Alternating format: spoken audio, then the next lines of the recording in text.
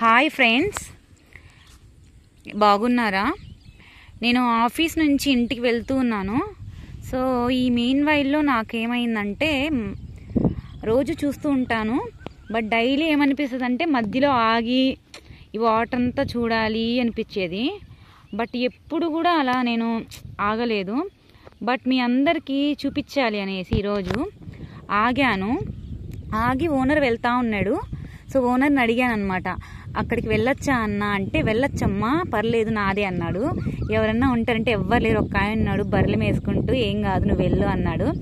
వెళ్ళి ఫోటో తీసుకో అన్నాడు. సరే అని చెప్పాను. సో కావాలంటే పూలు కూడా కోసుకోమని చెప్పాడండి. చాలా థ్యాంక్స్ అతనికి, బట్ నేను అన్ని కోసుకోను. సరే వెళ్దాం ఉండండి.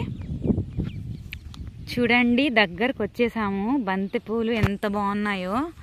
సో యాక్చువల్గా నాకు చాలా ఎగ్జైటింగ్గా ఉంది, ఎందుకంటే ఎప్పుడు ఎవరన్నా వీడియోలు చేస్తుంటే చూస్తూ ఉంటాను కదా. ఫస్ట్ టైం నేను ఇలా వచ్చి తీస్తుంటే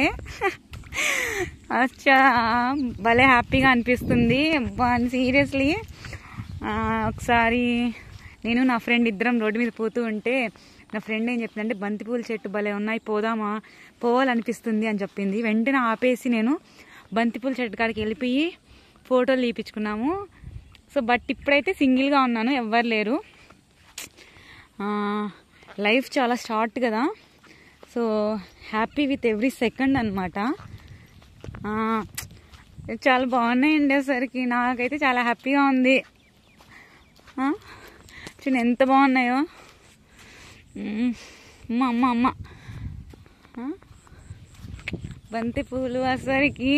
అండ్ మీకు కూడా చాలా థ్యాంక్స్. అసలుకి మీ వల్లే నేను ఇలా దగ్గరకు వచ్చాను. చాలా ఆనందంగా ఉంది అసలుకి. కొన్ని ఎన్ని ఇచ్చినా కూడా మనకి వాల్యుబుల్ రాదు. పాపం ఆయన కోసుకోమన్నాడు కొన్ని ఫ్లవర్స్, బుజ్జి పూలు.